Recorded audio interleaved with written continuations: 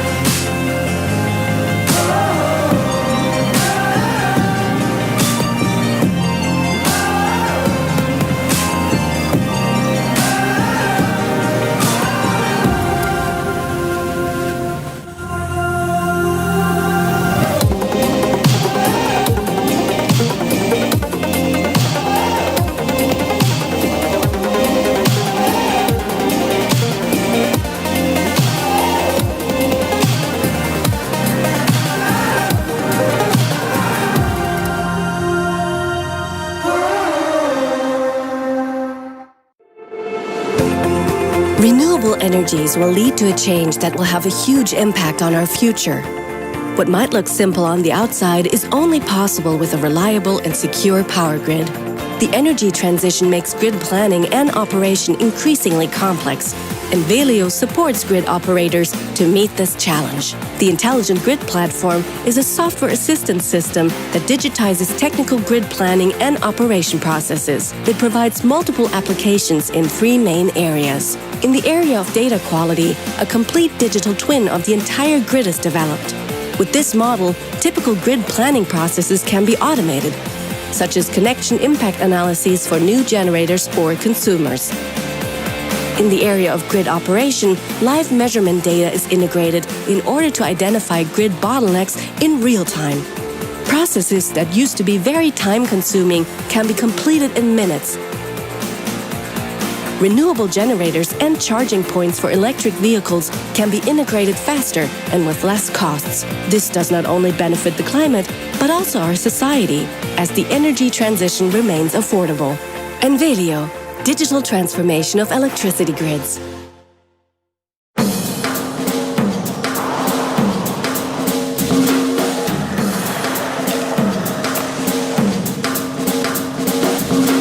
Wait, what, sorry? Vilnius. Vilnius. It's, Vilnius. Which one? Vilnius. It's Austria. Welcome to Vilnius, Austria, the undiscovered jewel of the Alps. Vilnius is characterized by having most of its landmarks just a few minutes away from each other by foot. This admirable city is in the heart of Austria. Vilnius? In Italy? In the heart of Italy, being its most well-kept secret. Its effervescent streets and colorful markets make it a perfect destination for any traveler. For obvious reasons, Vilnius is the pride of Italy. I mean, the pride of Finland. Vilnius's old town, considered one of the biggest in the region, is crowned by the majestic Gedimino Tower, where travelers like this young fellow, hello there, buddy, can have the same view that the old ruler of Finland, the old ruler of Venezuela. Sweden? I mean, Sweden. Belgium. Oh, okay. Ethiopia. Of Ethiopia? Romania. What if I told you that Vilnius is the capital of Lithuania? I would never know. Yeah? There you go. Yeah, okay. Yeah, that's right. Yes! Welcome to Vilnius, Lithuania.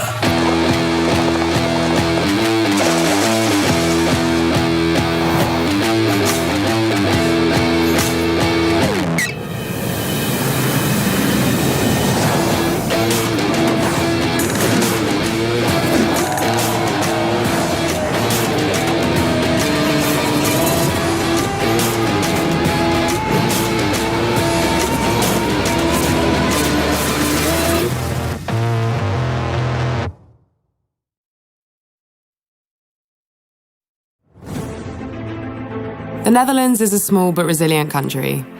We have always been at the forefront of innovation. When faced with a challenge, we take it on to find answers and solutions that make the world a better place. From protecting ourselves against the seas to pioneering technologies such as Wi-Fi. Over the last 10-15 years, we have produced remarkably successful companies within Europe, but even on a global level, it's quite exceptional. And if you then subsequently look at what's going on in Holland right now, I believe the future looks very bright for our country, so a lot to be proud of. Technology may be the key to the future, but it's the people with great ideas that hold the key in their hands. The bright minds, the innovators, and the change makers.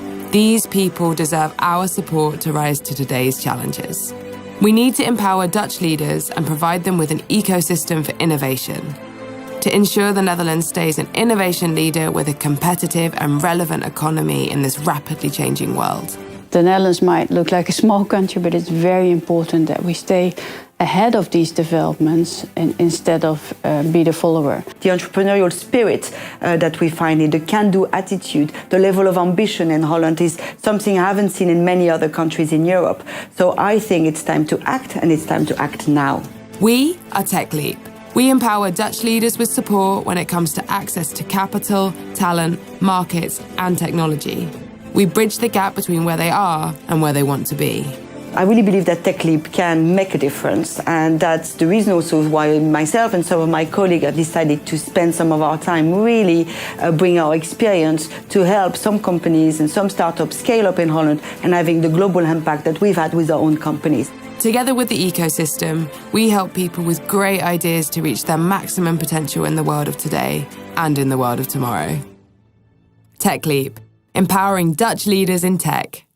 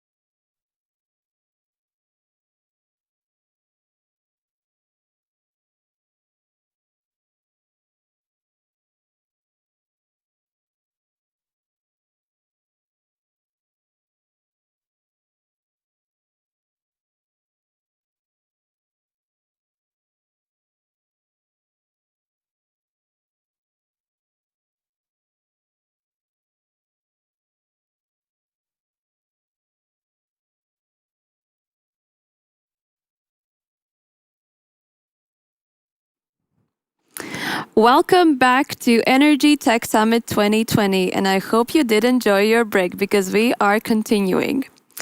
And I heard that the finalists of the Future Grid category of the New Energy Challenger are itching to present their ideas and products to you and to our jury members as well. So let's dive right in. Please welcome on our virtual stage the jury members.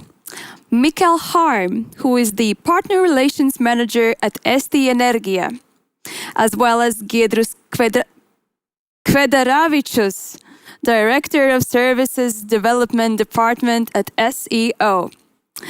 He'll be also joined by Nigel Purcell, who is the Investment Director at NG New Ventures, as well as Samuel Gerlach, who is Manager Innovation Partnerships and Acceleration at E.ON Group Innovation. And last but not last, Nicholas Milrow, who is Head of Venture Capital at Ensevo. Guys, are you with me? Hello, yes indeed. So Giedrius here is right next to me as well, now waving.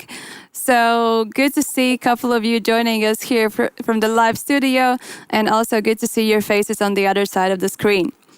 So as always, we're going to have top five finalists from the Future Grid category, and each of the startups are going to have 5 minutes sharp for their pitches. And right after their pitches, we are moving and diving right into your questions, jury. So don't hesitate. Okay, so let's get started. The first startup pitching is going to be from Spain. And it is going to be represented by their CTO, Ignacio Guerrero, and the startup's name is Ampere Energy. Ignacio, are you with us?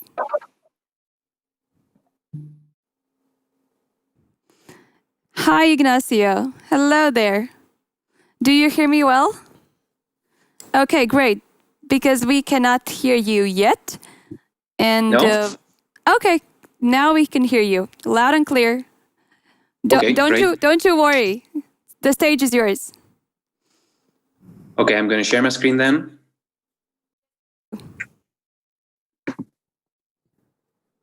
Okay, hope you see my screen. Yes. Great. Well, in the world we live now, it's important to manage the energy, because in a way, it doesn't affect us in the future. And for that, Ampere Energy has been providing technological services and devices to enable the user to change that way of managed energy.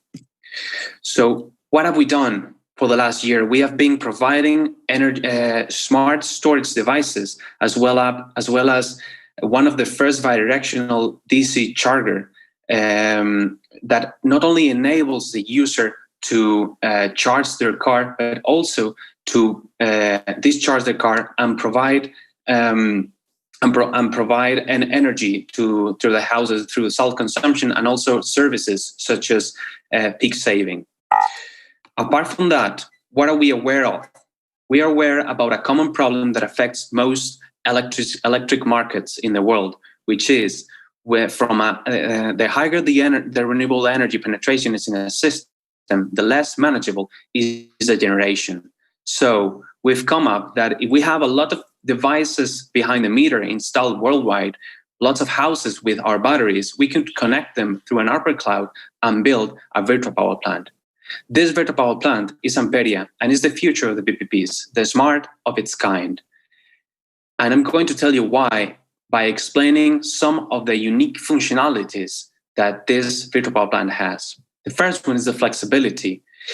The Amperia, it's able to provide gathered virtual power plant flexibility by gathering all the individual behaviors through specific algorithms and also predictions, not only photovoltaic, but also weather predictions and behavioral predictions, to enable the grid actor to know how much energy can the virtual power plant provides in both directions.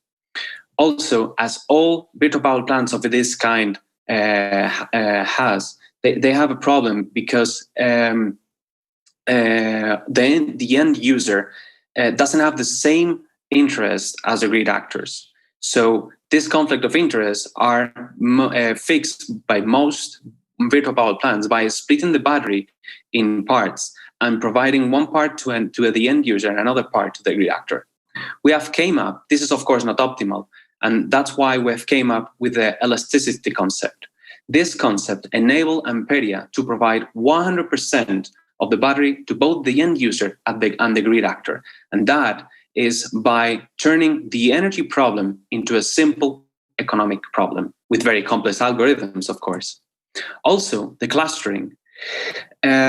We enable many different grid actors to participate in our virtual power plant. So when a DCO enters our platform, it sees a different those batteries that are connected or attached to the nodes. When an energy provider enters our platform, it sees a different kind of virtual power plant. It sees a power plant that is with all the batteries that are connected to those houses that has affiliated with that energy provider. And as we let those users, those grid actors, to ask for offers at the same time, devices can provide more than one service at the same time. So that increases simplicity and also profitability. There are many other features, such as very interesting, such as the live self-correction, adaptable grid service requirement, batteries degradation minimization, and also fulfillment monitoring control. How are we going to go to the market? As a power as a service.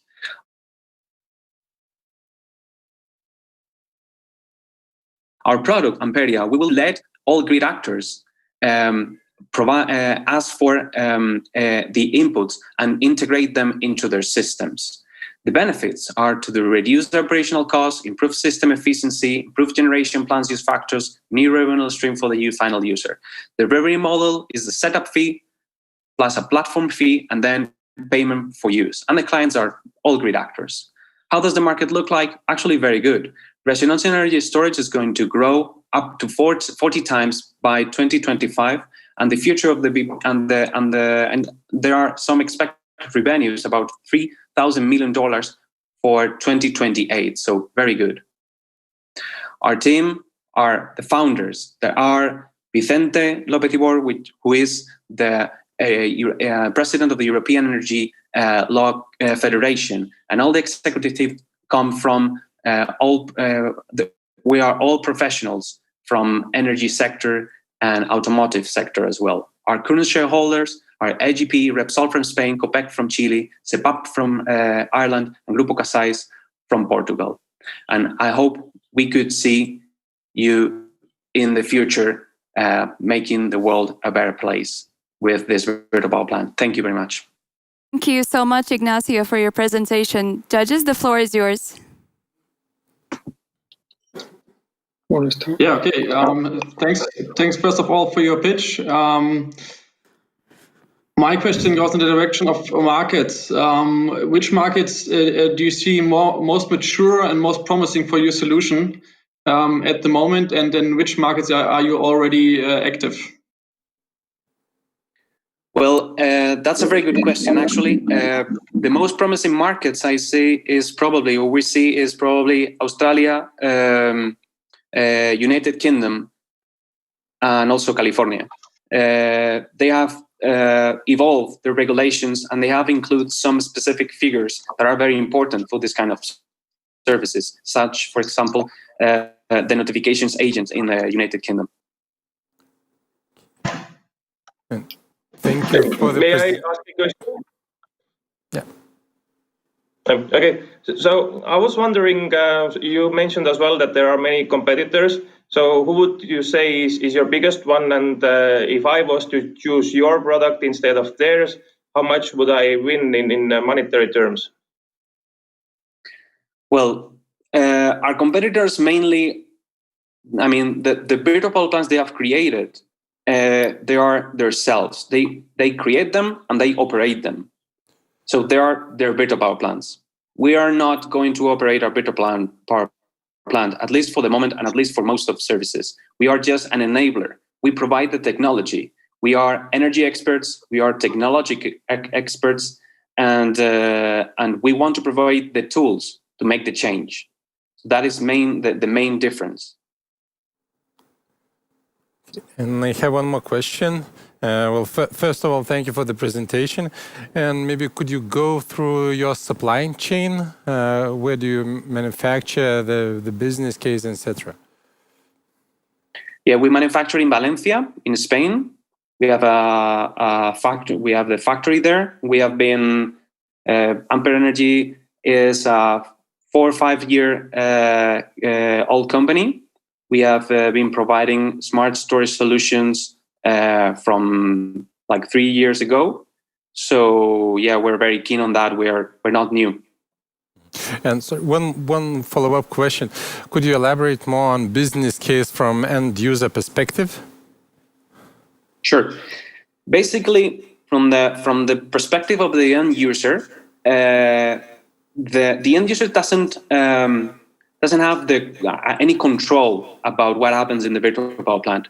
The flexibility or the algorithms calculate the opportunity cost and the savings that user is going to have just by the local intelligence the battery has inside. If the virtual power plant, or better, if the grid actor is willing to pay more than the savings that end user is going to have, plus of course a margin that goes into the platform and goes for the user, of course, if the grid actor is willing to pay more than that, then the global control will take control with the virtual power plant control will take control over the battery, and it will fulfill that offer. That's how it works. So at the end of the day, the end user will have in their bill a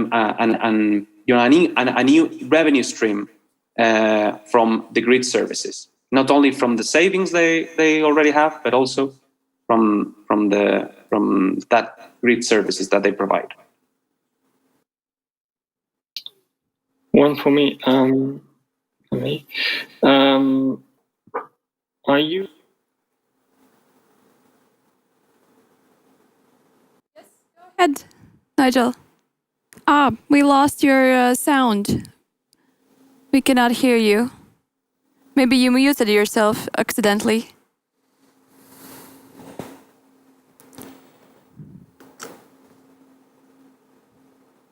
Yes, I can hear you.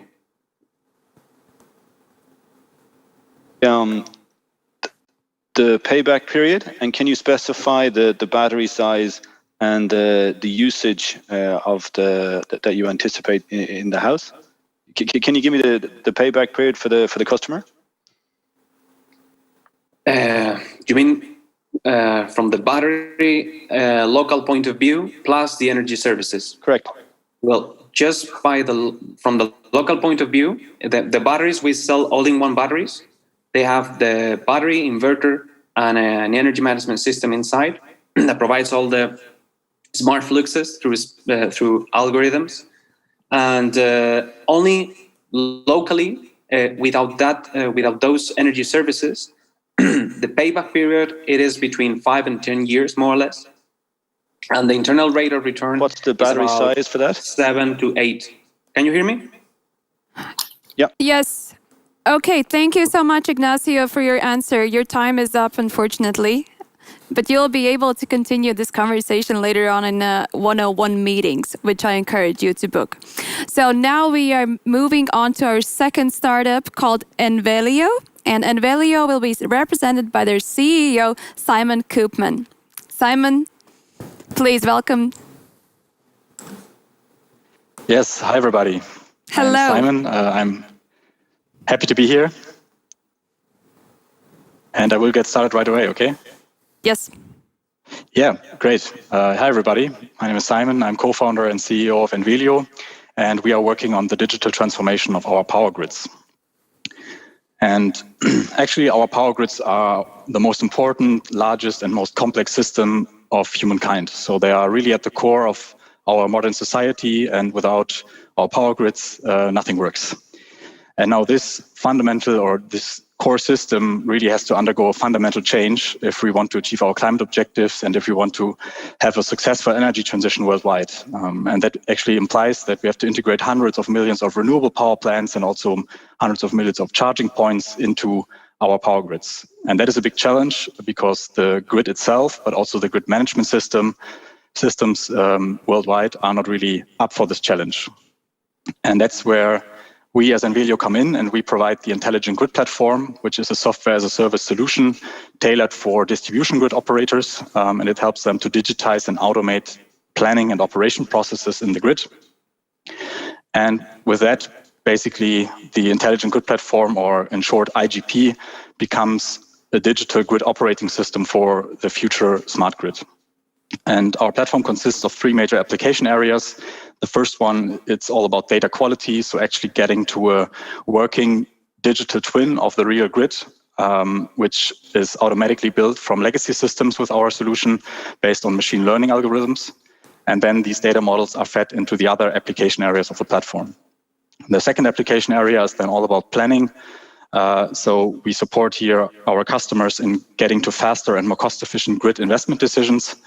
And then finally, once the smart grid has been built, it also has to be operated, and that's where our operation apps come into play. And here we provide real-time analytics and real-time insights based on sensor data that we combine with our digital twin to make it a real-time digital twin.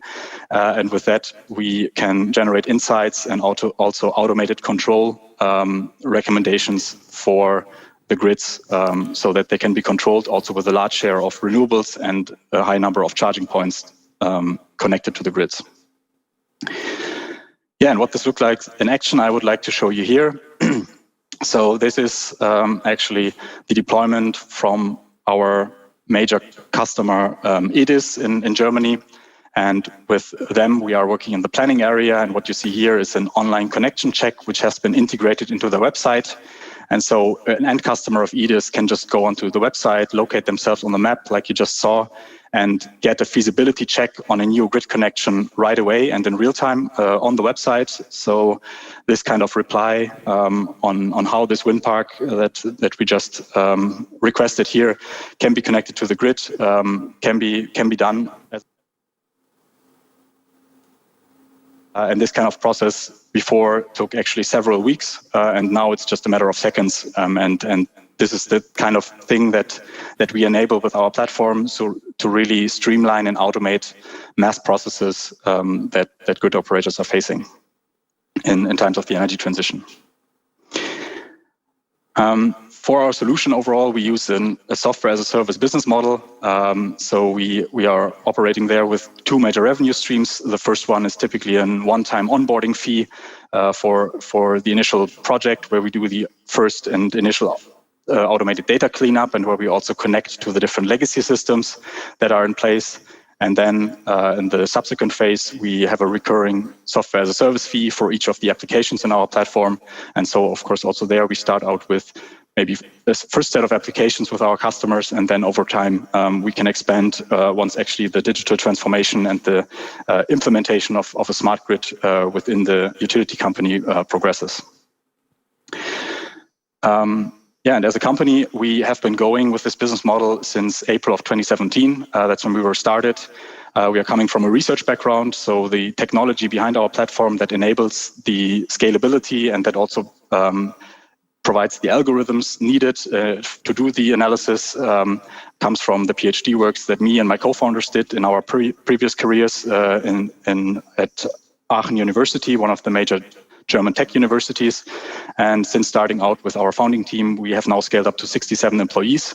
And this was driven on the one hand side by 2 financing rounds that we already did with VCs, and of course also by a strong customer growth. First started out in Germany, where we have actually now reached a coverage of 17% of the entire distribution grid, which is managed with our solution.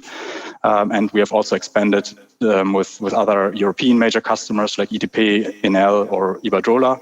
And we are now in the phase of expanding our footprint globally. We have just this year added also dedicated sales resources for the North American market, where we have started our market entry, and also for the Asia Pacific region. Yeah, and that already brings me to the end of my presentation. Thank you very much for your attention, and I'm looking forward to the questions. Thank you, Simon. Yes, indeed, we are moving forward with the Q&A. First question for me.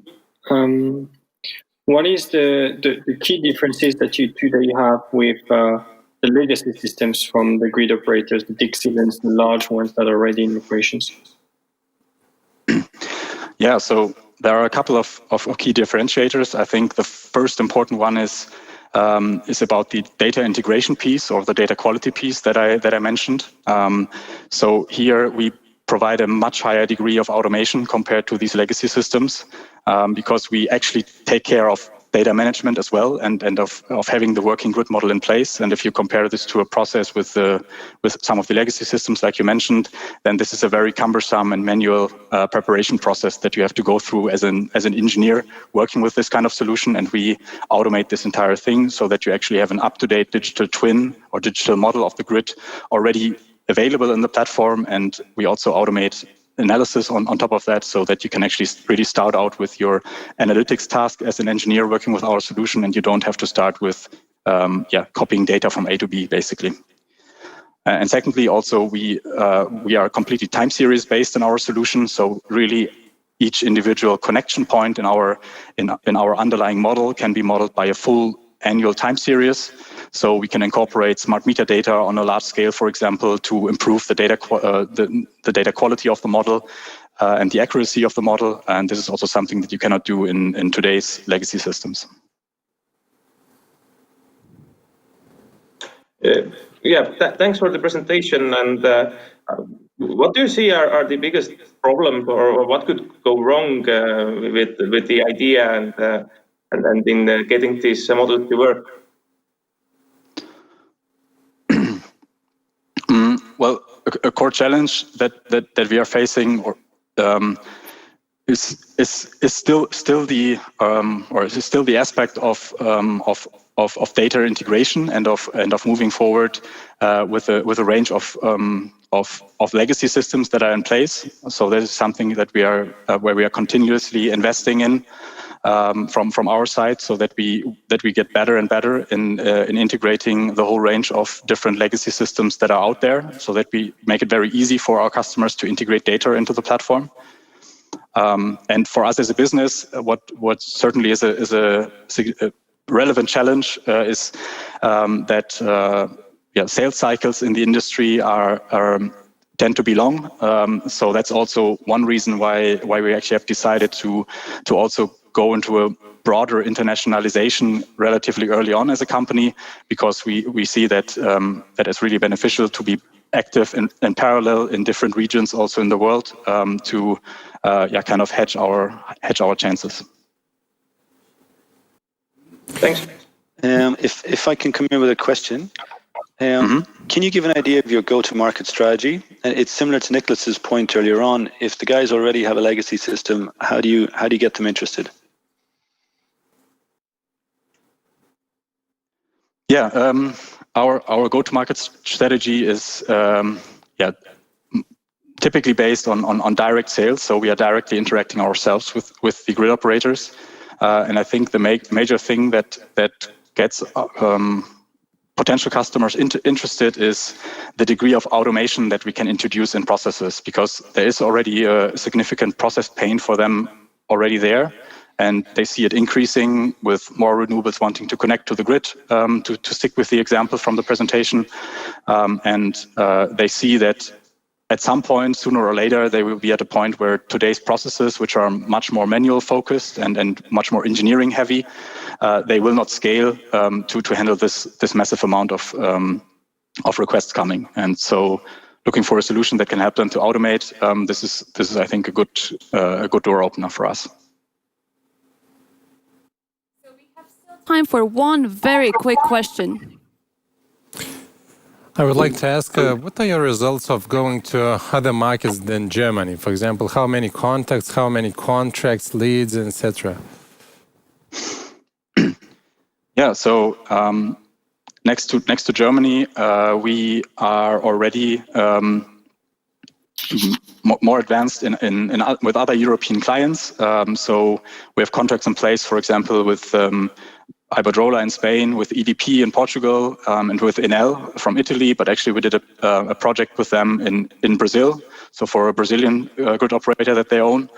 And since the beginning of the year, we have also ramped up our European pipeline, especially also in Northern Europe. So we will be announcing the first pilots going on in the Nordics soon as well. And with regard to North America and the Asia Pacific region, we have validated our value proposition, our product with the Free Electrons program, where we were part of the cohort last year. So as part of this accelerator program, we came in touch with a global set of utilities already. And we are building on this contact network to also move forward with first pilot projects there, and then hopefully also rollout contracts soon. Great. Thank you so much, Simon. And we are now moving forward with our third contestant of the day. So it's PDP Tech, and it will be represented by Eddie Sadin, who is the CEO. Tuning live from Israel. Welcome. Eddie, we cannot hear you. Okay, I unmuted, so... Yes. Can you hear me now? Now loud and clear. Please start your presentation. Great. Okay, great. Thank you. Thank you for having me here. So PDP Technologies' mission is really to keep the power grids healthy. We develop an innovative IoT technology that really will transform the way transmission and distribution assets are being maintained. So I already talked about the importance of the grid despite all the different new models that are going into the market.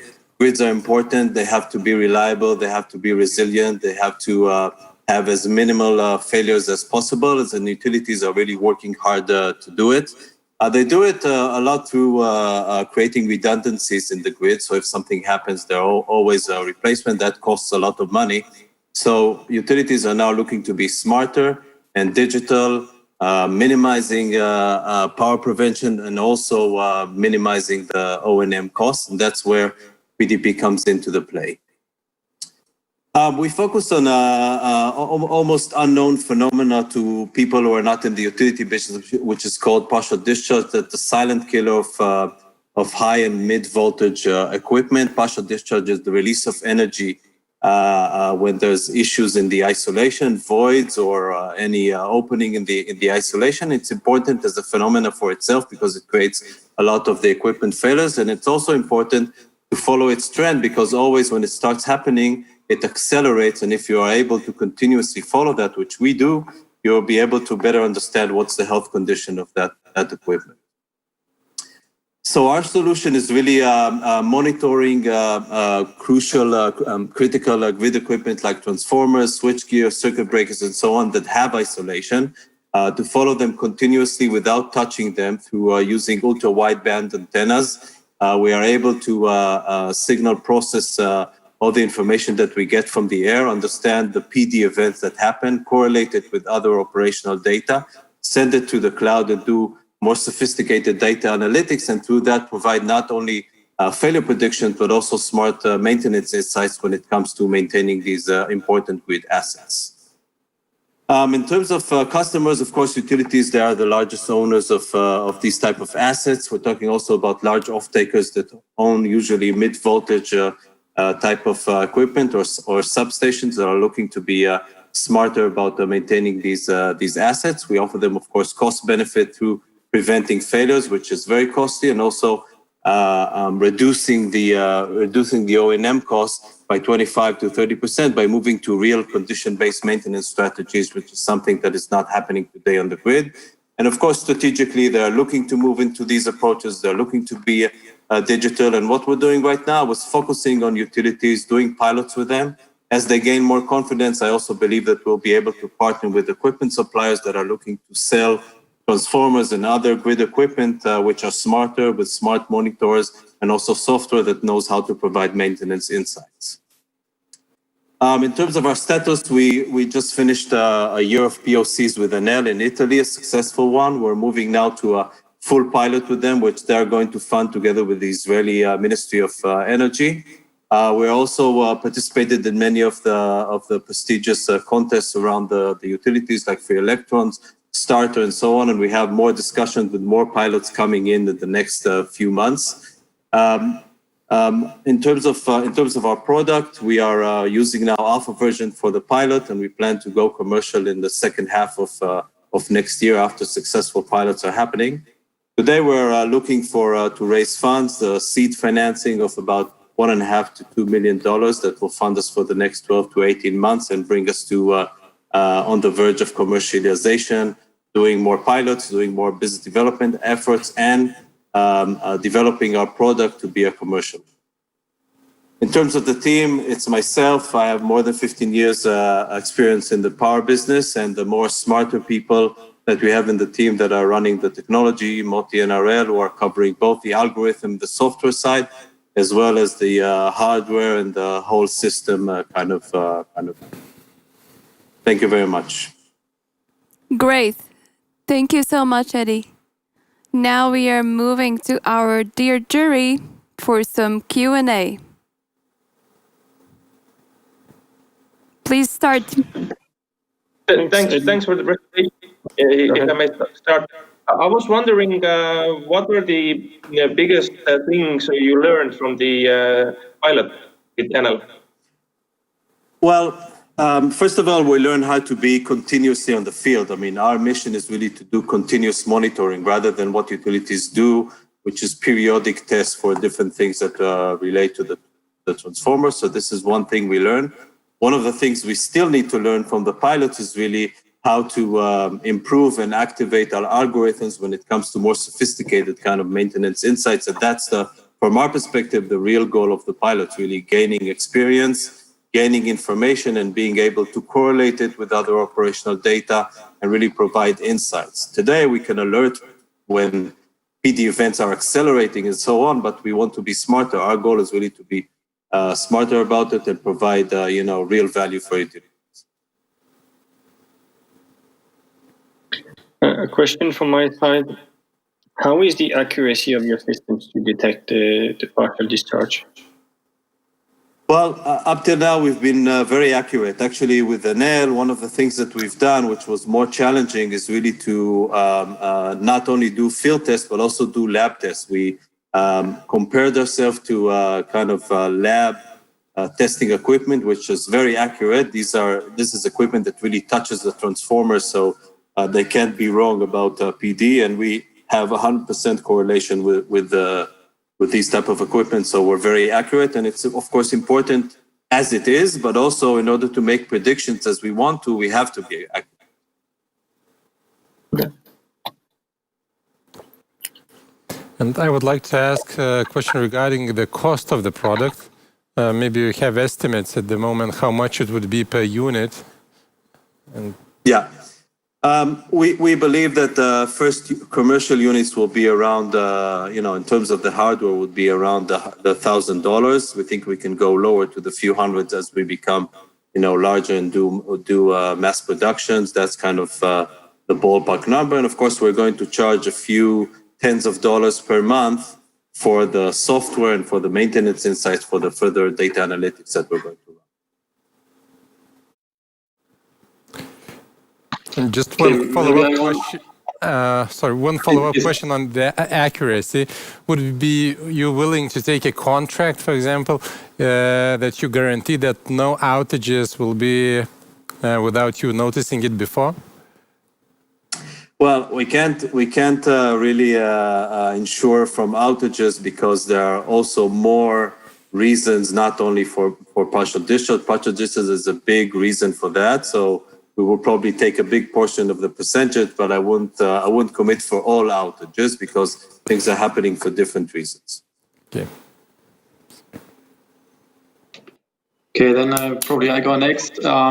Do you see any entry barriers in the different markets? You mentioned Free Electrons.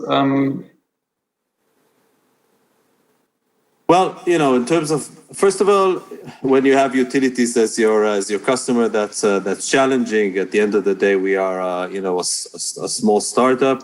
We're trying to find the right way through. So we believe that the right way now is really to do pilots directly with utilities because they have the desire and the possibilities to do that through all of these programs, and that's what we're doing. But we believe that in the future we need to have strategic partnerships in order to go to the mass market. Okay, we still have time for one very quick question.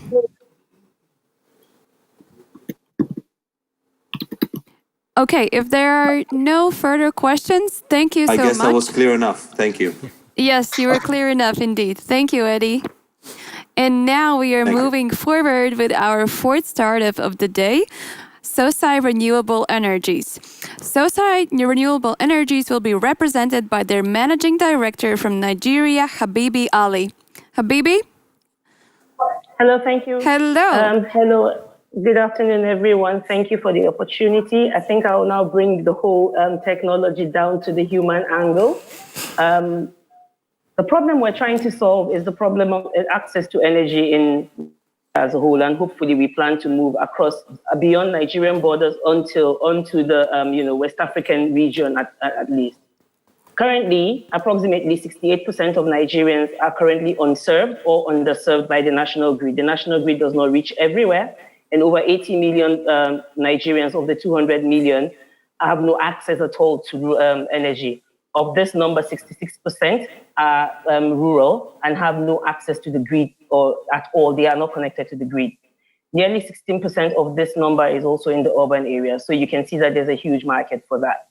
At Sosai, we believe that we have something that's the solution that could actually solve, if nothing, the problem of energy poverty for the people in the rural communities. And our work is seeing that we can, after so much surveys done by the cross-boundary analysis in 2019, we realized that over 18 million people in Nigeria are best served by mini-grids, and about 30 million are best served by solar home kits. That means there's an estimated $12.6 billion per year market for mini-grids and solar home kits across Nigeria.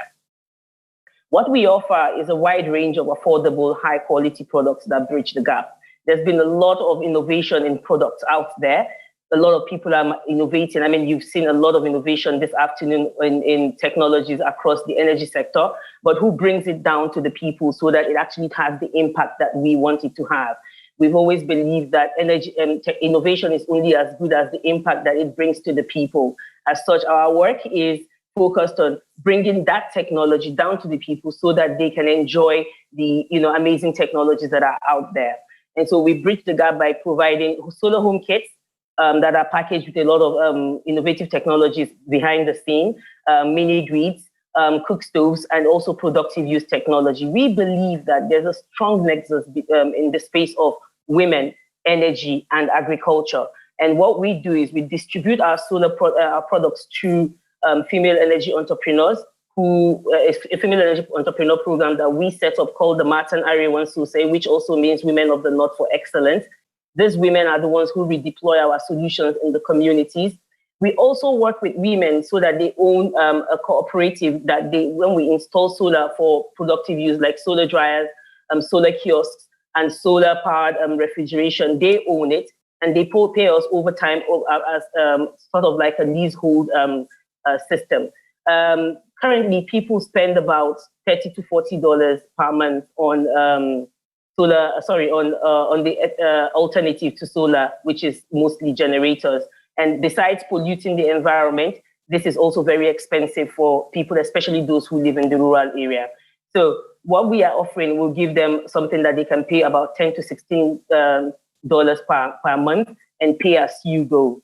What our competitive advantage currently is that we're one of the first companies that are ensuring that the pay-as-you-go technology goes down to the people in rural communities. We do not just go proffering the technology to people in these regions. We actually sit down with them, understand what their problems are, try to prefer tailor-made solutions that actually answer to the needs that they have. And I think we're the only off-grid solar company in northern Nigeria that is going into the community space. What is our business traction so far? We have over 500,000 clients, and we're projecting to add a lot more, maybe 1 million per annum as we go forward. We've sold over 15,000 solar products, over 60,000 improved cook stove, which was also a United Nations Framework Convention on Climate Change Clean Development Mechanism project. We've sold water filters, and we've developed 2 mini-grids with 3 in the pipeline currently. Our revenue growth has been quite impressive, and this is what we also plan for the next few years. Over the next 5 years, we have very ambitious goals, but we believe that with support from like-minded individuals who believe that business can be done from trying to do good for people, we intend to install a minimum of 20,000 solar home kits, minimum of 200 integrated energy centers. These are kiosks that women can actually charge phones, sell cold drinks, and all of that in the communities. We'll install 50 microgrids and power about 100 rural businesses with the energy they require for services such as barbing, hairdressing, milling, cold storage, and mobile phone charging. What are our capital raise plans? So far, we've gotten funding from in grants and a debt from BetterVest, and also some loan from Atradius under the Dutch Good Growth Fund. And we're currently on the payment plan for some of them. We've had Habiba, your time is up. Oh, thank you so much. All right. Now we are moving to the Q&A session to our jury. Thanks a lot for your pitch. One question regarding the supply chain. So you mentioned lots of hardware items. Who are your suppliers and your major partners? Our major suppliers are, because we are a company that does not, we're technology agnostic. We do not believe that one technology is better than the other. So what we do is we actually prefer a wide range of technologies to our customers. And some of our suppliers are Greenlight Planet, Fosera in Germany, Rural Spark in the Netherlands, and we also work with an organization called Independent Energy for the bigger kits and the mini grids from the Netherlands.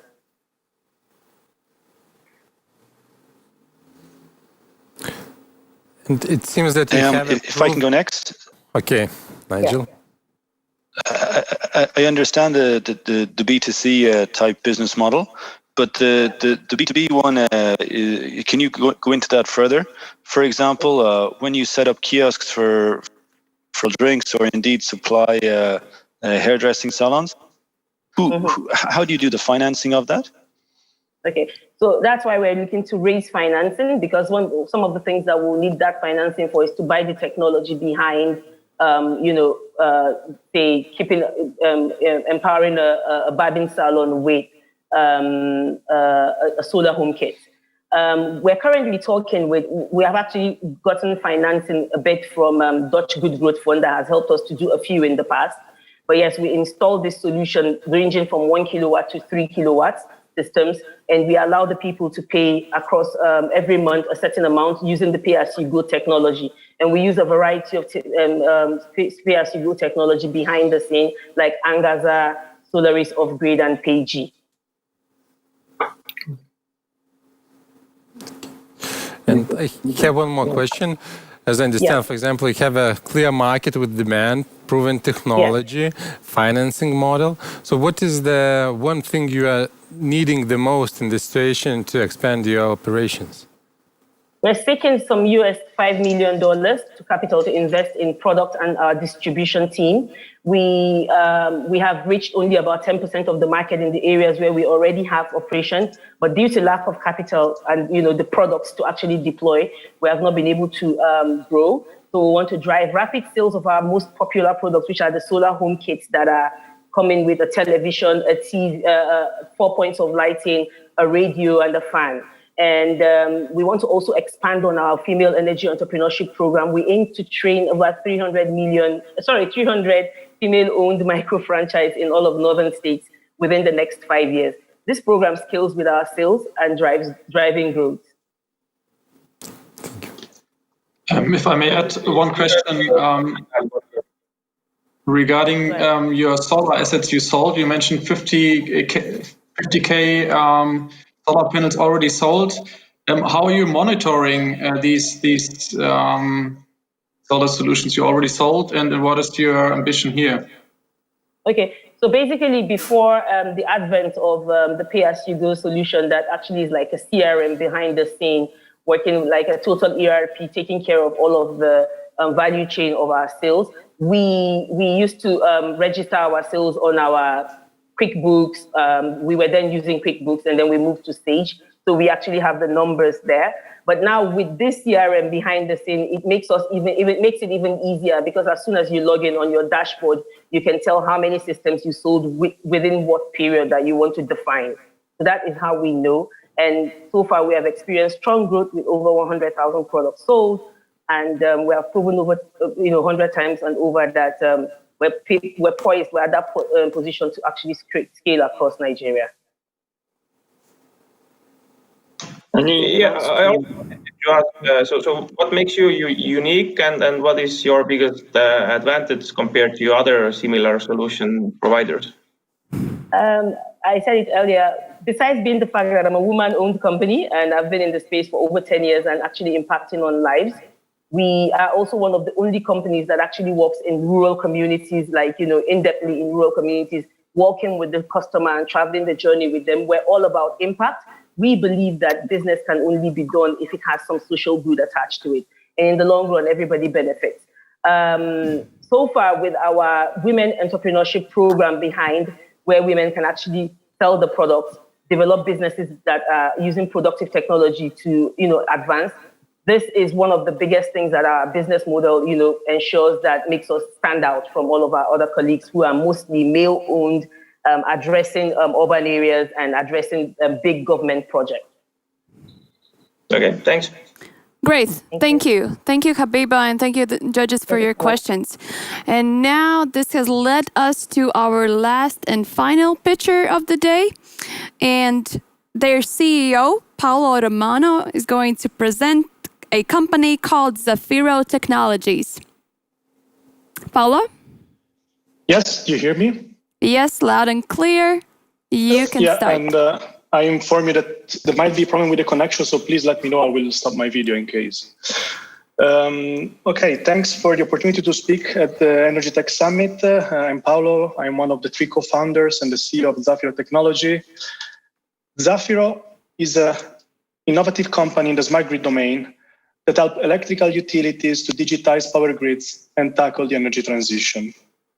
At Zafiro, we have a really optimistic vision. We believe in a future where power grids, as you see here in this picture, will be powered 100% by clean energy sources, where distributed energy storage will be providing the necessary flexibility, and where power outages will be cleared so rapidly that potentially nobody will notice the blackout. I'm asking, so isn't that a beautiful scenario? Well, it is, but to achieve that, there is still a lot to do. Indeed, nowadays, distribution grids in particular are extremely poorly monitored and automated, and decisions is mainly based on gut feeling rather than real information.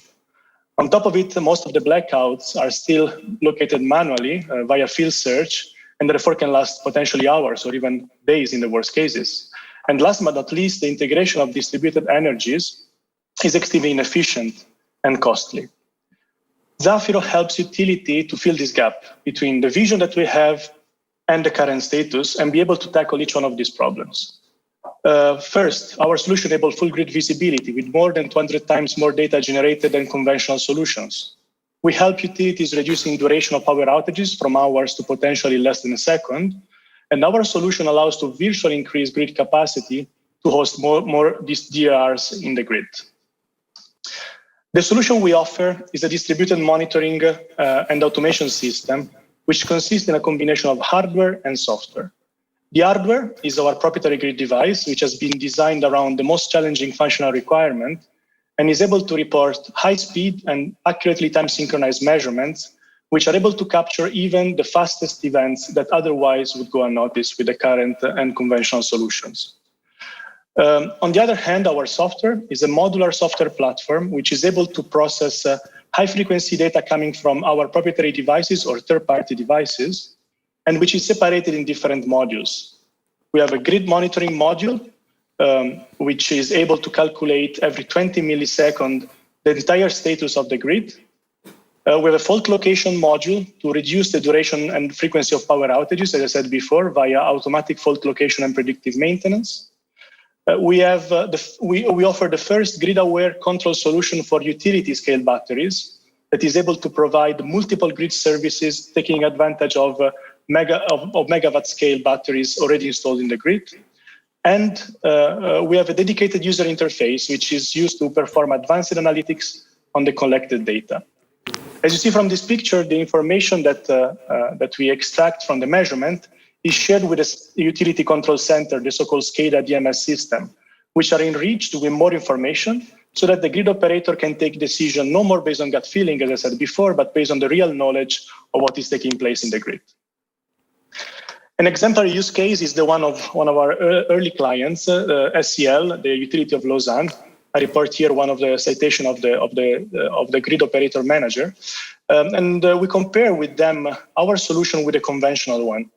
Compared to a conventional solution, we offer first of all full grid visibility in real time, automatic and accurate fault location in less than a second, advanced grid analytics, and the simplest installation, as our solution doesn't require at all the installation of voltage sensor, but only requires the installation of current sensors, which are currently based on a clamp-on technology. Compared to other startups in the domain, Zafiro started making revenues from the very first day from the incorporation with margins that are in the order of 45%. The revenue streams are separated in hardware and services and also periodic software license for the software functionality that we offer.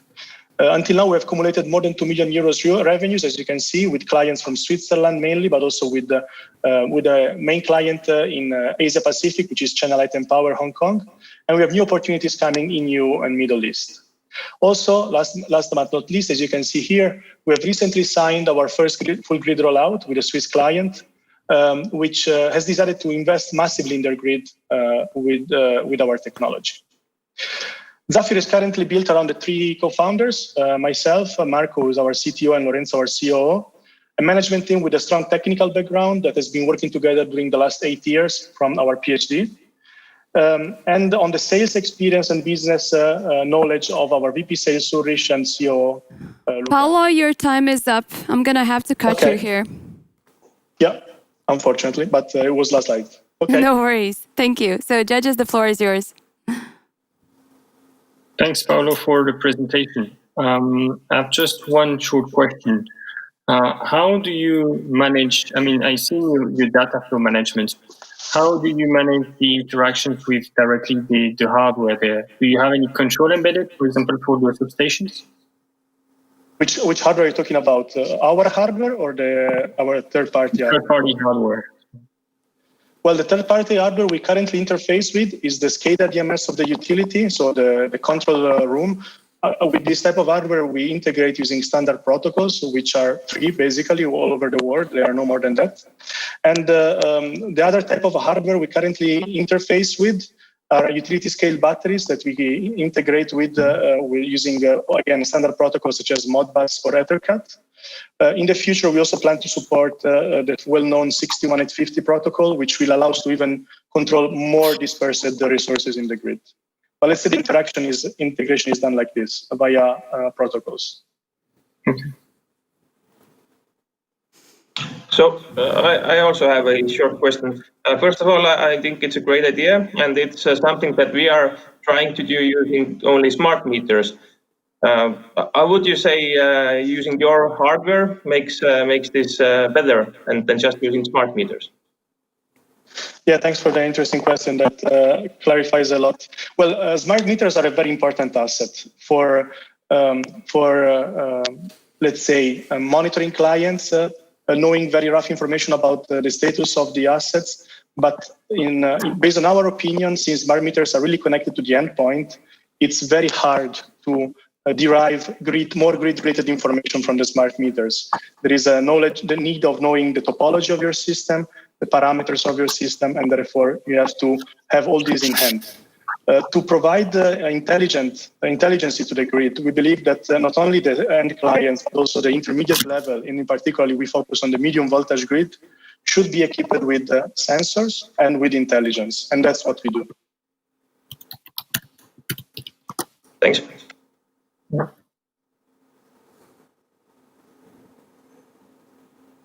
if anybody doesn't have, then maybe you could tell the cost of the sensors that you need to install.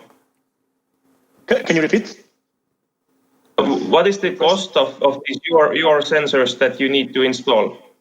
Yeah, the overall cost, of course, depends on the quantities and on the configuration, but you should consider for retrofitting an existing medium voltage substation, so a medium secondary substation, let's say, you need to consider between $4,000 to $8,000 US per substation. And this includes sensors, intelligence, communication, and other minor items. Okay, thanks. If I can, just one more question.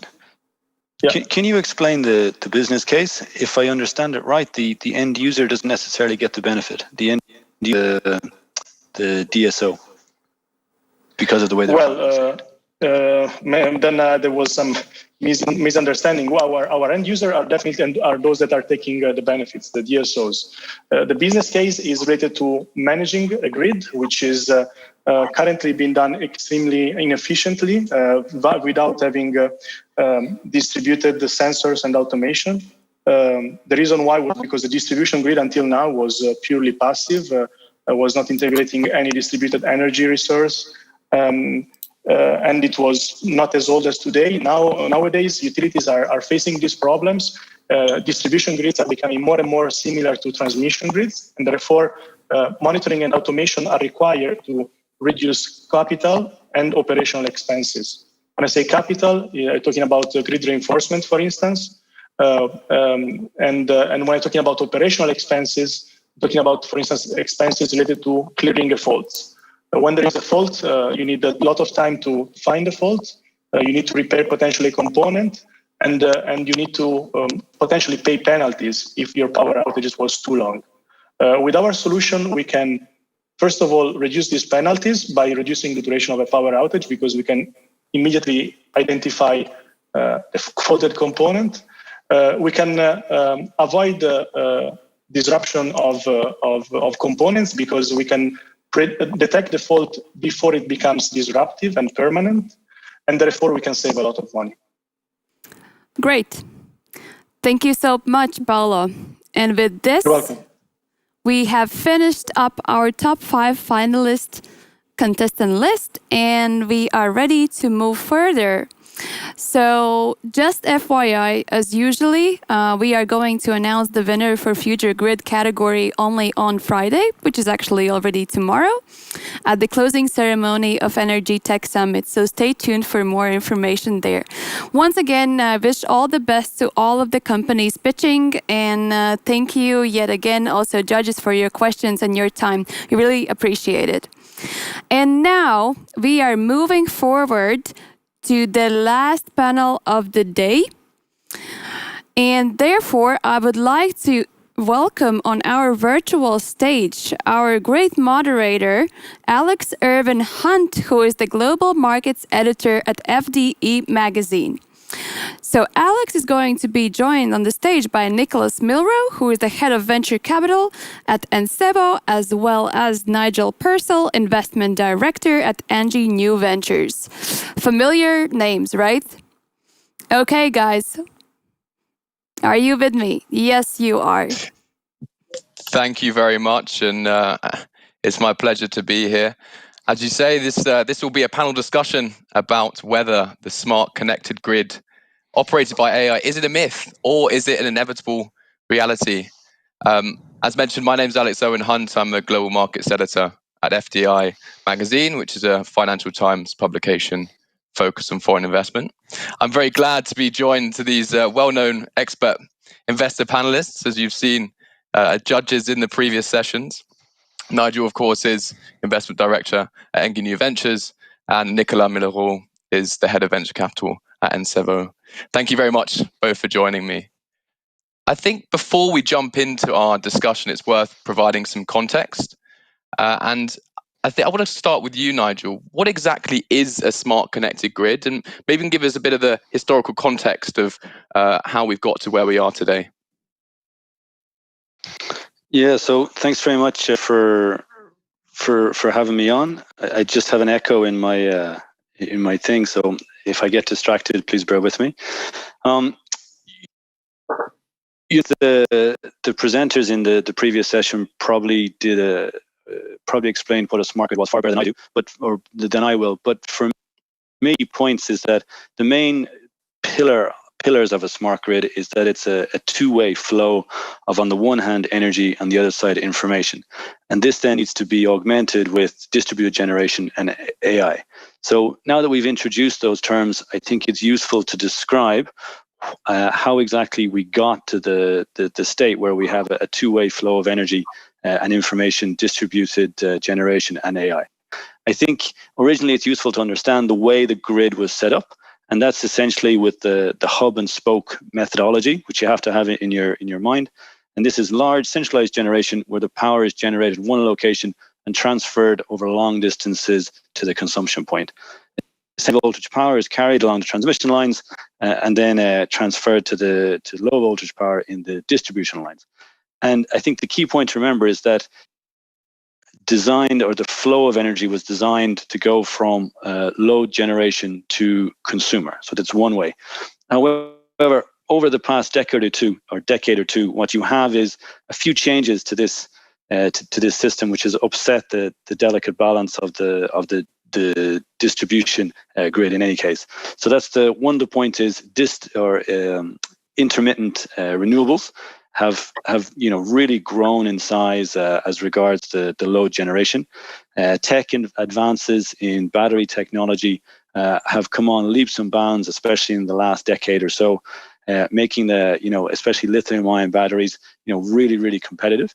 The point about decentralized generation, so you can have PV panels on your house, you can have generation, the appearance of more and more EVs in the system, and we'll get back to that in a minute.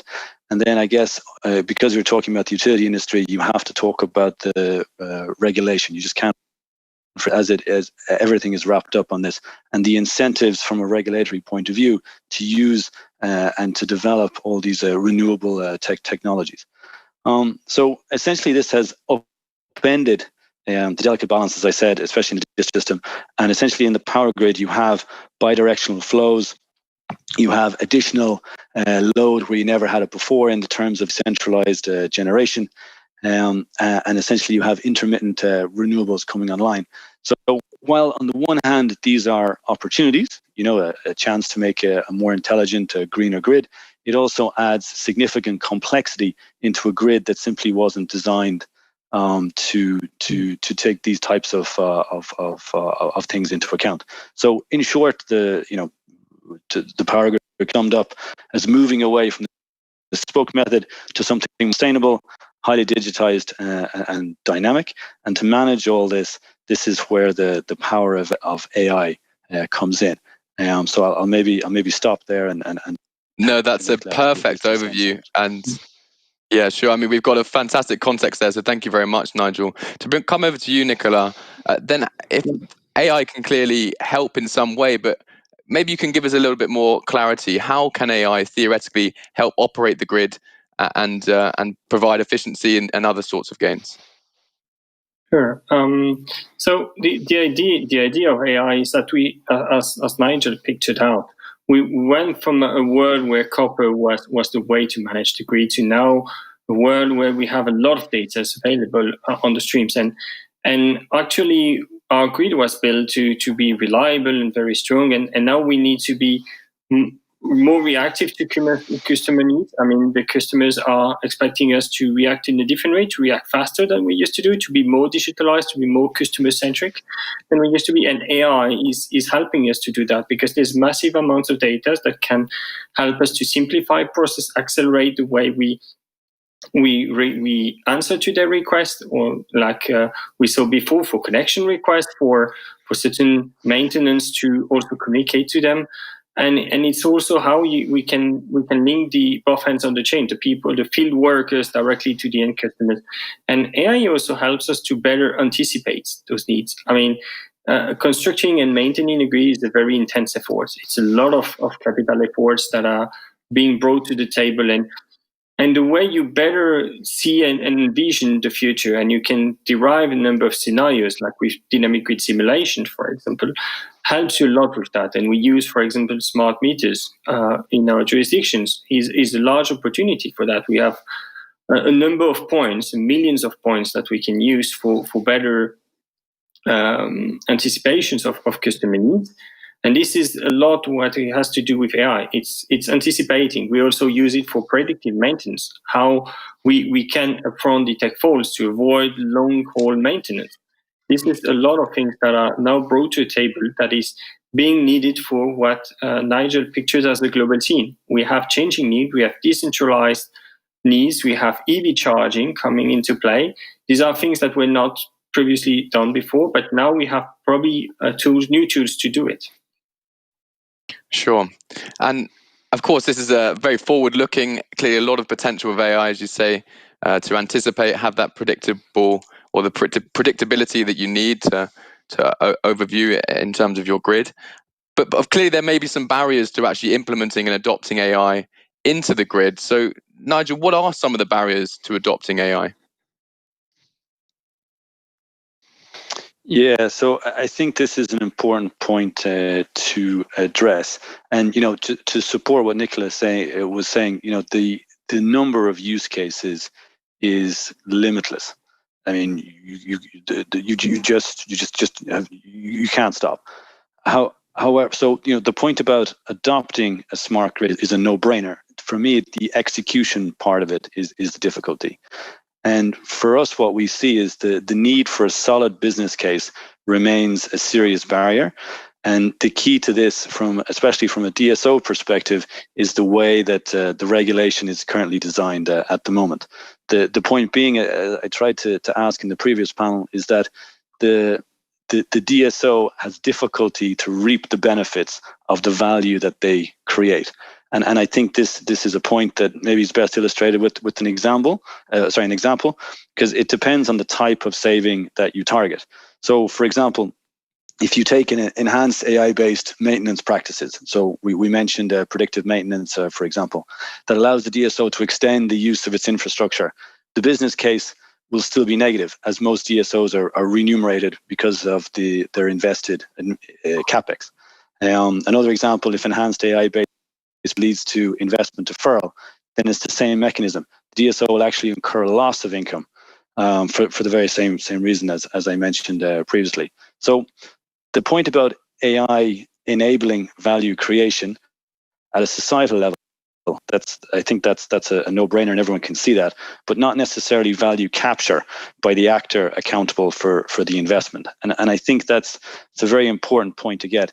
The person, so the case for improvement at a societal level is clear, but the actor actually implemented, accountable for the investment, perhaps doesn't see the benefit from it. Now, I have touched on that. Regulation is key here. That is changing, and for me, of time. And essentially, for any business case, what you find here is it's the question of need. So, it's important to understand that what is the purpose of a DSO, and a DSO is there to provide a reliable grid, and I think that's very important to note. And then, the question about driving innovation and integration and whatnot, it can only be by a slow process, because this reliability is so important. So for me, I think it's just important to remember that while the AI, for me, we see it as a fantastic value prop, there really has to be a pull, and a pull being a need for it to be onboarded and for the regulation to be changed to match that. And this, for me, will be a slow process. Well, it'll be slow and quicker depending on the geography concerned. But because of the strength in the grid, especially in Europe, it'll be slower than other areas, and in particular, it'll be driven by the change in regulation, which is happening, as you can see, with some various programs and schemes that are going on in Europe as we speak. Sure. Nicola, would you add anything? Do you see any hurdles to this implementation of AI into the grid? Yeah, I think what what Nigel pointed here is that obviously our grid is meant to be 100% reliable. I mean, this is the core functionality of it. And it brings to me two additional barriers. It means that the processes, the way we manage the grid today and the way we manage tomorrow needs to evolve at a slow pace. We cannot be aggressively changing the way we operate the grid. So it means that the technology will need to be sequential. We could bring a lot of things to the market, but it needs to be sequential because there's field operations behind it, and there's longly run and well-oiled processes that we need with people to be reorganized and dispatched differently, and it takes an amount of time. The second thing is, and it came with a lot of startups, we discussed it recently, is also the way the non-appetite we have, for example, for testing, or the very strong appetite we have also for lengthy testing with solutions, because we need solutions to be 100% bulletproof and reliable. And a barrier for migrating those grids to smarter stage is actually the fact that we need to test and all over again many times to make sure it's reliable, because when it goes live, we can't afford to have a fault here. We run with very highly complex systems internally, and they're not efficient for the new grid that there is today, but they will also need to remain as reliable. So we need to guarantee that 100% reliability, even though we change the processes. So that's a barrier that is moving away slowly by slowly. But I understand a lot of people who are impatient, saying, hey, should move faster. The problem is we can't afford to make a mistake. So we need to be extra cautious towards what an ESCO would do, for example, when they bring innovations to market. It's a bit slightly different way of appetite for the risk. Sure. I suppose there are those barriers there, but I wonder whether there's other parts of either business, NGO, Ensevo, where AI has been adopted, and maybe there's some lessons that could be learned from that. I understand the reliability is key, but maybe there's some startups you'd mentioned that have effectively implemented AI in other settings that may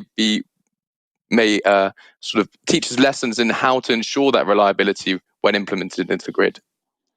Sure. We use a number of technologies on our side to accompany basically our teams to make better decisions. So we will not necessarily automate with third-party solutions from the get-go, but we use, for example, Ampassimon, which is a company that we use to improve the capacities of our overhead lines. They provide us with better insights that we ever had before.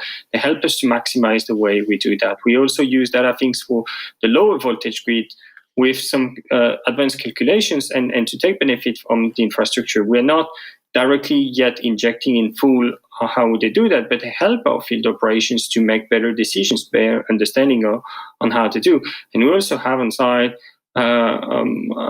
robotic automations, for example, of processes that we're also deploying on the field. So we're starting little by little, keeping the human and field experts in the center, but bringing them tools to make better and more efficient delivery.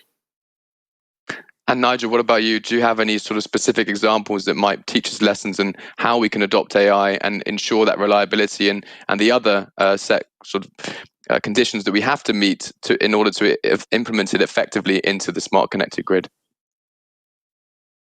Yeah, so it was something that Nicolas said that struck me. A power system or a power grid is a very, very complex system. And to replace that with an all-singing, all-dancing smart grid is a very, very tall order. So the way to go about it is it needs to be sequential and it needs to be piecemeal, in fact, with strong testing along the way. So essentially, to translate that, I mean, you have to chip away at AI and new solutions and digitization, piece by piece. So we have a company called Vintelligence in our portfolio, and these guys got a great boost because of COVID, because it went from this size to this size almost overnight. And this is essentially the digitization of very manual processes, for example. So as Nicola might have mentioned, they have a lot of field workers out on site, checking lines, checking different aspects. And essentially, it can be a very manual process to report any issues. It can be a piece of paper, for example. Vintelligence is bringing, it's a voice and video to text tool that really brings, it digitizes a very, very, very manual and cumbersome and labor-intensive process. And this was given a huge boost by COVID. Guys didn't want to spend so much time out in the field. They didn't want to have to go back 1, 2, 3 times to the same place. They wanted to go there once, get it right, take a record of it, take a video of it, and have then that uploaded so that it's stored in a way that can be searched using keywords. And so this is an example of, you might not think of it as a stereotypical smart grid investment, but a utility type activity. So it's these kind of creative, little by little, digitize and introduce digital, very traditional type industries. Sure, and as you mentioned the pandemic there and how Vintelligence, your portfolio company, got a big boost, I want to come back to you, Nicola. I mean, what do you think the impact of the global pandemic has been on the adoption of AI in grids? Well, or more broadly in utilities, actually. Yeah, it has highlighted, on our case, all the risks that we had pushed forward, like intermittent grid and changes. Basically, what happened is from all of the sudden, there was lower power in the grid. There was a lot of balancing voltage issues. And this came up at a very sudden. We usually have very linear management of and progressive growth of the grid. And all of a sudden, everybody had changed their consumption pattern. So it created first the need to better anticipate and better take stock of those data and to probably accelerate deployment of certain technologies or certain monitoring technologies from here and there to better anticipate if that was to happen. And it also, in terms of processes, and I agree with Nigel, it changed the way we also conceive the processes. We had to rewrite processes. We had to split teams. We had to split operations to make sure that people who usually do physical contacts and meetings together are now separate in separate shifts. And it forced us to rewrite part of the processes that have been longly run in our companies. And probably it gave the break that we can rewrite in a shorter manner than we probably had anticipated. And we can also adopt new tools in a faster manner, like we use everything with mobile devices, video conferences, and the way we interact with more digital contents and more database contents. It showed us that it was possible, that the transitions that we believe was the first step to move forward in the digitalization could be achieved in a way faster pace than we thought it was. I would not say it's a positive sign, because the COVID pandemic is not a positive sign, but to some extent it shows that some hurdles that we had always ring-fenced around some of our processes were actually hurdles in our heads, and that they could be foreseen. And it helps now to envisage further technologies. We now have extended the views we have on future and reviewed our strategy for that. And there's a lot of technologies that we thought were far off and probably are quite closer now, as long as now we have reorganized and rethought the way we operate. Sure. I mean, Nigel, you mentioned about Vintelligence, but do you agree with Nicola there that internal processes maybe have accelerated in their change and sort of maybe some efficiency gains found there, or just different ways of working? How have you found the pandemic has affected the way you're working? Yeah, absolutely. So I support everything that you said there. But for me, the impact of COVID, I would look at it slightly differently. So of course, you have the acceleration and acceptance of digital by utility industries, but indeed other industries as well, has absolutely been accelerated. So that's a no-brainer. So the world 6 months ago was completely different than the world it is today as regards the acceptance of technologies. But another point is the acceptance of the green agenda, so to speak, or the energy transition technologies. And the way that I would say, if I just take Europe as an example, the opportunity our leaders were given to really implement this agenda. I mean, guys got used to having, much cleaner air in cities and whatnot, to take one example. So the guys got a chance to say, okay, we have a kind of a, not once in a lifetime, but a once in a lifetime opportunity to change things and to give a boost and to really, focus the direction of our investment on certain activities. So what we see is that, just to be really relevant about it, the smart grid and AI, we see that there's lots more opportunities and funding for these types of projects to really see how the grid can be managed. So we have a portfolio company called Opus One. It's a Canadian company, but our value prop would be to bring it from North America into Europe, and that these guys have a Grid OS software which really focuses on electric vehicles into the grid and allowing the grid to understand exactly how to do that and to gain visibility into the power flows and understand what parts of the network, for example, can tolerate interconnection of these distributed energy resources and which will require, upgrades. That's just maybe just one feature. And of course, then, the other one, fairly standard, which is to allow the utilities to control these grid connected and then to assign them these assets a value at a particular location. So you can see that, regulatory wise, if you just take Europe as an example, they are looking ahead to see what kind of a grid will we have in 5 years, what kind of a grid is possible in 10 years. And indeed, as Nicola said earlier on, they have to be bulletproof, these solutions, before they're implemented, but they don't become bulletproof overnight. They are implemented, they are tested, there is pilots, and this takes funding, and the guys are in it for the long haul. So for me, I see COVID as, of course, you have the acceptance of digital tools and whatnot in the workplace, but you also have a broader acceptance or legitimacy of the energy transition technologies. And there's a real drive. Okay, let's get on this and implement these innovative technologies in our system. And I say maybe just one thing on the whole innovation thing, or the impact of COVID, maybe in a broader sense, is that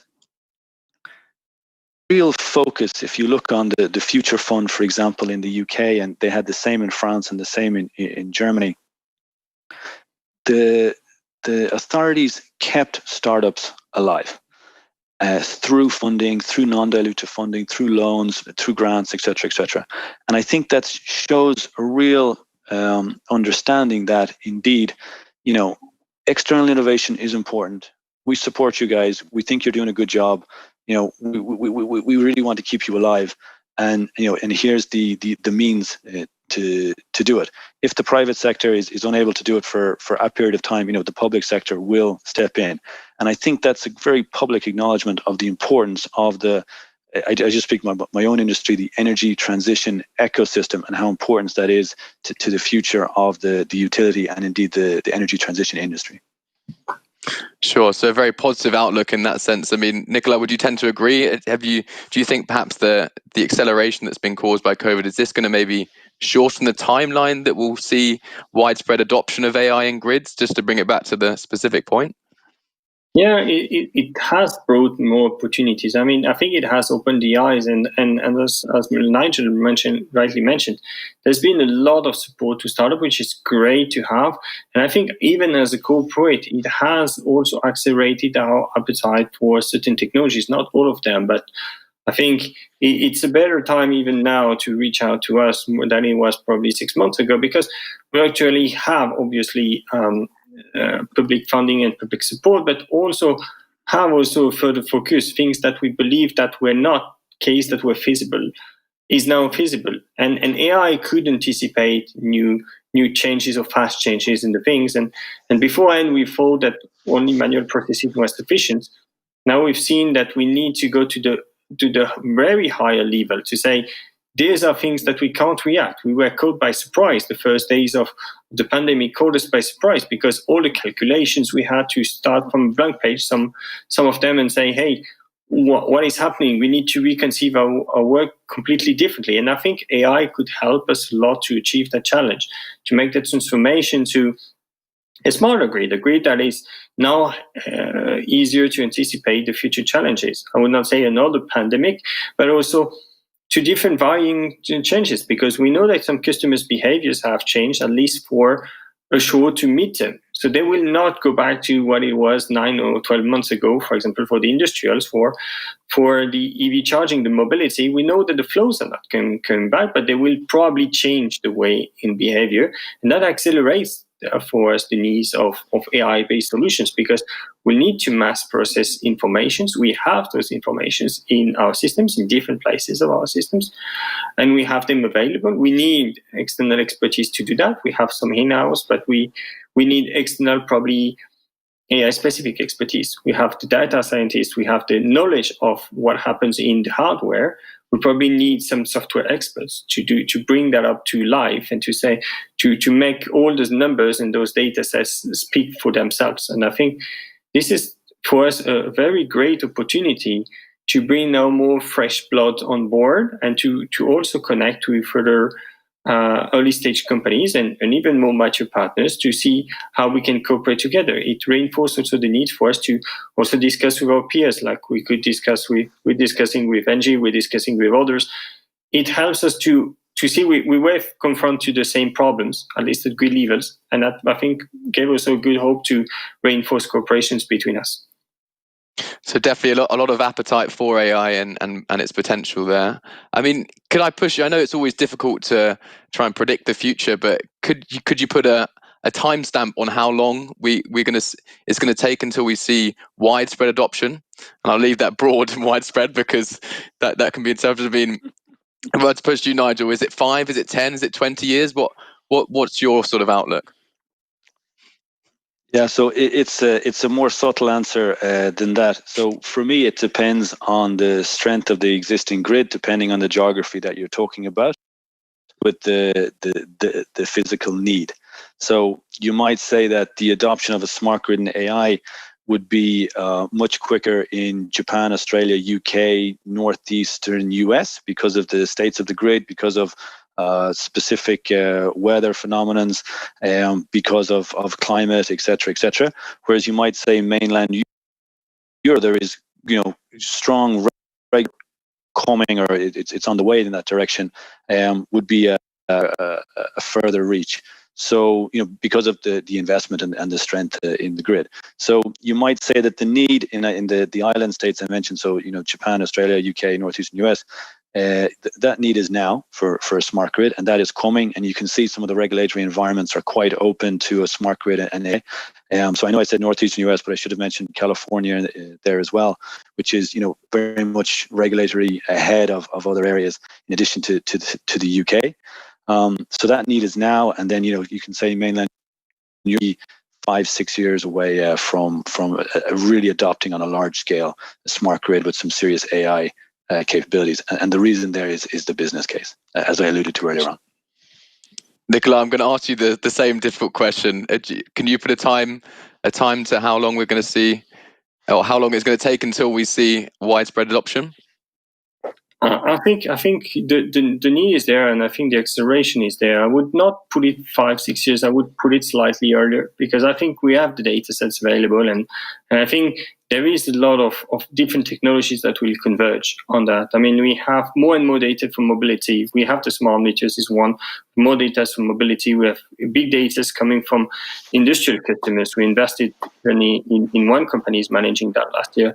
And there's a lot of those that will converge. I mean, the grid will be and will remain in the middle of this interaction. So I would say there will be a stronger push. How this is going to be converted to grid is still to be integrated in our pace, but also we now get probably a better regulatory framework to do that. So there's more evolutions on that, allowing grids now to go a bit further, faster. So I would not say 5-6, I would say just below that, let's say 3-4, and you have to start that the customer sees what those data are being brought to them, that they can also evidence how we are acting as grid operators towards their direction. Sure, I think you've both answered the main question we're trying to discuss here, and I think it's an inevitable reality that AI will be implemented into the grid. Final takeaways for the audience members. I mean, what are some main points, very quick, because we've got just a couple seconds left.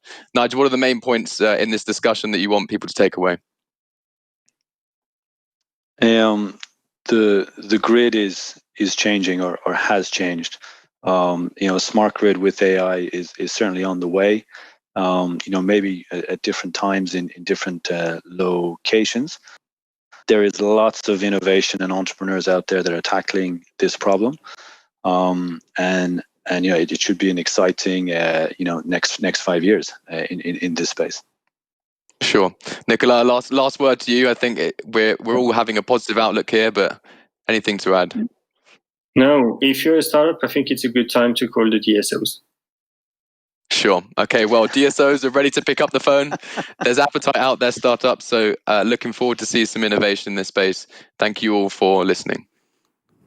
Thank you.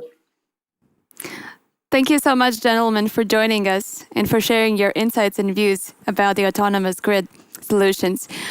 We also asked our audience to predict a bit future, and according to them, the autonomous smart grid shift will happen in 2030. So 65% of you guys think that the future is with us already in 10 years. And then a little bit less percent thinks that it's going to happen in 20 years. But it will. Okay, so this has led us to a closing of our day 4. So yet again, I want to thank to all of our keynote speakers, panel members, and of course, the smart and really outgoing companies from the new energy challengers for sharing their knowledge with us. And I hope you will also join us again tomorrow for our very final day of Energy Tech Summit. And of course, the most exciting part, the announcement of the winner for each of the categories that we just gone through day by day. So with this, I of course want to encourage all of you to still use the opportunity our platform gives to you, meaning booking one-on-one sessions, visiting our booths, and of course, continuing to network. If you haven't seen some of the talks that we had today, including panels, firesides, and keynotes, please feel free to visit our Brella stream for further information, because all of that content is available to you guys at your own time and your own pace. So this is it, guys. I'll see you tomorrow.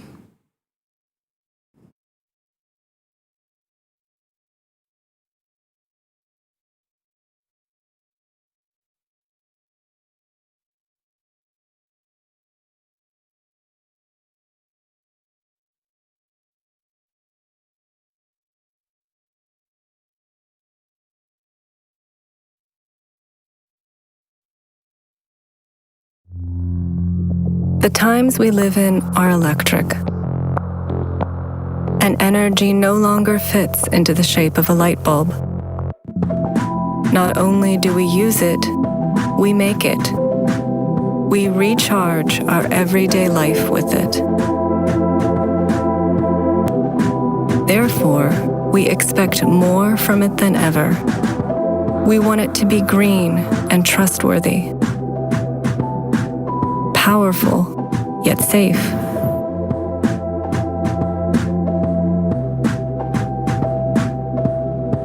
Our task is not only to make sure it works, but to make sure every day it works better, smarter, more conveniently.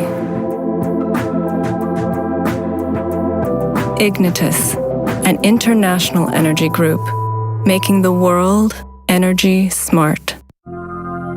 Tai, ką pasaulis darė paskutinį šimtmetį su naftos produktais, juos degindamas, tai yra visiškai nedovanotina. Jaunystėje buvau vienas iš žalių judėjimo pradininkų ir po to, kai taip susiklostė aplinkybės ir pradėjau savo verslą, tai visi sprendimai verslo ir paieškos buvo surasti naudą gamtai ir be abejo ekonominė logika. Dancer išskirtinumas yra lengvumas. Lengvumą mes pasiekėme naudodami kompozitinės medžiagas. Šis autobusas sveria 2 kartus mažiau nei tie autobusai, kurie važinėja gatvėse, varomi konvenciniu kuru. Dvigubai lengvesnis autobusas leidžia mums pasiekti dvigubai mažesnės energijos vartojimo sąnaudas. Taigi miestas šiuo atveju laimi tikrai labai daug, gatvėse mažiau provėžų, sunaudojama mažiau energijos, sutaupoma daugiau pinigų. Dancer monitoringo sistema, kuri leidžia stebėti autobuso parametrus nuotoliniu būdu. Panašiai kaip lėktuvo juodoji dėžė, jinai rašo visus duomenis ir leidžia anksčiau laiko nustatyti galimus gedimus. Autobuse yra įdiegta greito krovimo sistema, baterija pasikrauna per 6 minutės. Būtent per tą laiką, kol autobusas kraunasi, vairuotojas spės atsigerti kavos, pailsėti, kol pasiruoš sekančiam maršrutui. Dancer and Dancer Leasing developed a concept, we call it the Don't Worry package, where we take care of the financing and the leasing of the buses. We take care of the maintenance of the buses, plus we are 100% CO2 free because the buses which are produced here in Klaipėda in our enterprise, these buses will be supplied by Dancer Leasing with 100% clean CO2 neutral energy. Mūsų autobusas, mūsų siūlymas visuomeniai, tai yra šokis. Tai yra gaivus oras. Tai yra nedidelės sąnaudos, skaitykim. Tai yra grįžimas atgal į viešąjį transportą. Tai yra daug. Ir tai yra nuostabus šokis.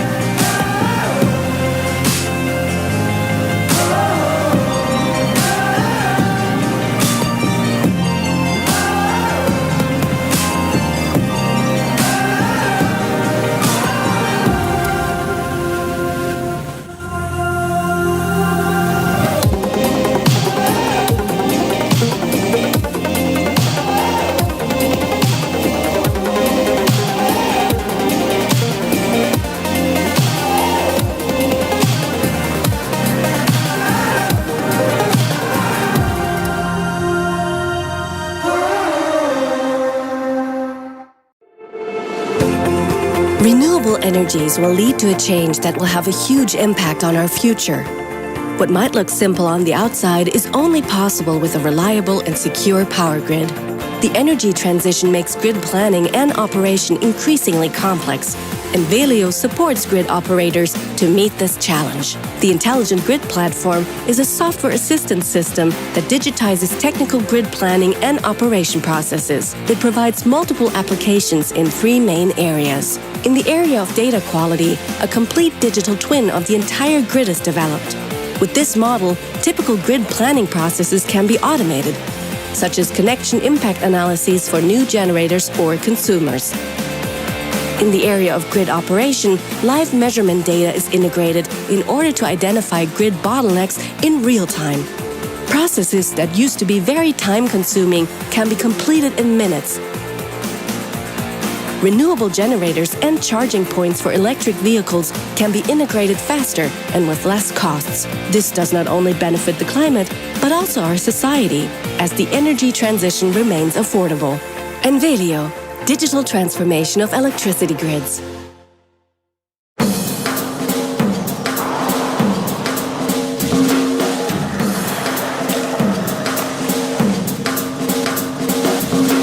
Wait, what, sorry? Vilnius. Vilnius. It's Vilnius. Which one? Vilnius. It's Austria. Welcome to Vilnius, Austria, the undiscovered jewel of the Alps. Vilnius is characterized by having most of its landmarks just a few minutes away from each other by foot. This admirable city is in the heart of Austria. Vilnius? In Italy? In the heart of Italy, being its most well-kept secret. Its effervescent streets and colorful markets make it a perfect destination for any traveler. For obvious reasons, Vilnius is the pride of Italy.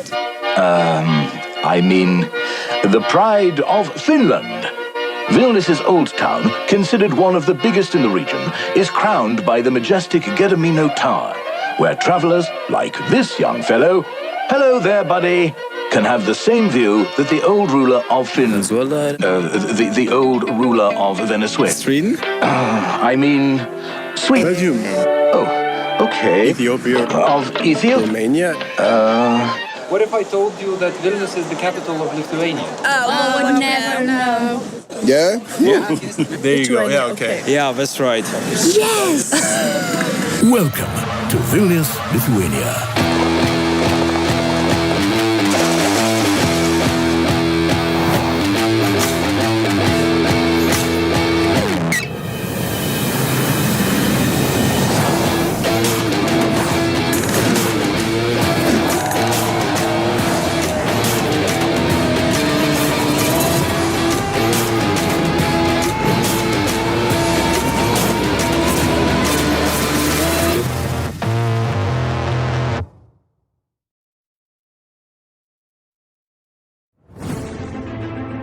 The Netherlands is a small but resilient country. We have always been at the forefront of innovation. When faced with a challenge, we take it on to find answers and solutions that make the world a better place. From protecting ourselves against the seas to pioneering technologies such as Wi-Fi. Over the last 10, 15 years, we have produced remarkably successful companies within Europe, but even on a global level, it's quite exceptional. And if you then subsequently look at what's going on in Holland right now, I believe the future looks very bright for our country, so a lot to be proud of. Technology may be the key to the future, but it's the people with great ideas that hold the key in their hands. The bright minds, the innovators, and the change makers. These people deserve our support to rise to today's challenges. We need to empower Dutch leaders and provide them with an ecosystem for innovation to ensure the Netherlands stays an innovation leader with a competitive and relevant economy in this rapidly changing world. The Netherlands might look like a small country, but it's very important that we stay ahead of these developments and instead of be the follower. The entrepreneurial spirit that we find in the can-do attitude, the level of ambition in Holland is something I haven't seen in many other countries in Europe. So I think it's time to act, and it's time to act now. We are TechLeap. We empower Dutch leaders with support when it comes to access to capital, talent, markets, and technology. We bridge the gap between where they are and where they want to be. I really believe that TechLeap can make a difference, and that's the reason also why myself and some of my colleagues have decided to spend some of our time really bring our experience to help some companies and some startups scale up in Holland and having the global impact that we've had with our own companies. Together with the ecosystem, we help people with great ideas to reach their maximum potential in the world of today and in the world of tomorrow.